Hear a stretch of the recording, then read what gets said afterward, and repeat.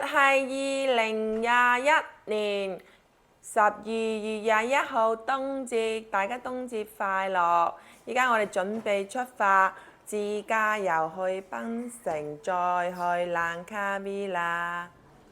我哋今日嚟到甲洞區自在食，飲個茶，食個飽，準備起行。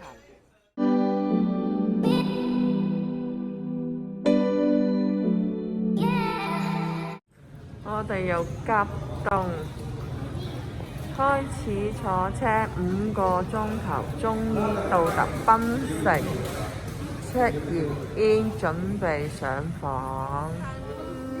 睇下我哋間房，坐咗5個鐘頭車嘅第一站啦，算 OK 啦。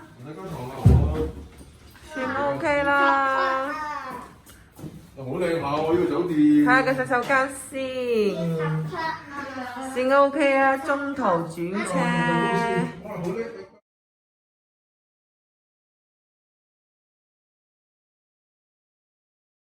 而家係6點20，我哋好肚餓啊！終於可以開餐啦！重慶邊打邊爐。等待上船中，啲車喺碼頭附近排緊隊。現在嘅情形就係我哋上咗船啦，車等待開船，咁啊過返蘭卡威。咁上咗船之後呢，登記咗，咁我哋就可以自由行動嘅，可以落嚟啦，上返上邊坐，又可以坐架車度嘅。隨你喜歡啦，情形就係咁啦。終於到達咗我哋嘅酒店啦！呢個蘭卡威第一日行程由吉隆坡到達，用咗2日嘅時間。依家我哋準備 check in 入房，呢個係酒店大堂。大堂下邊望過去係對住海邊泳池。我哋終於到達我哋嘅酒店啦，參觀下先。呢度係1房1廳，400幾尺，有2個洗手間，有1個晾衫房。咁我話起港幣大約700蚊到啦，加埋稅。睇下我哋房，啲房間都幾時正啊！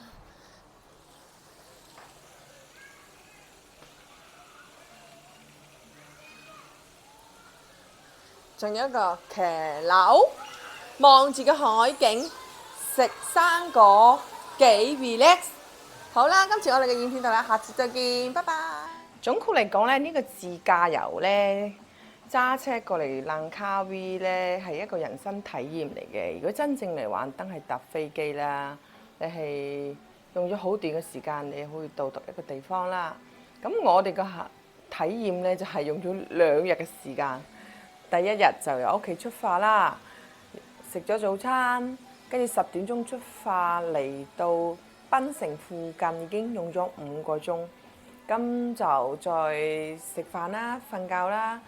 第日再食早餐，就喺檳城附近再出發到去碼頭，又用咗2個鐘。咁再喺度登記文件啦、等啦、上車上船啦，又用咗2個鐘。跟住開始開船咧，嚟到蘭卡威又用咗2個鐘。總括嚟講就係不停咁搭車瞓覺先會嚟到，即係一個體驗嚟嘅。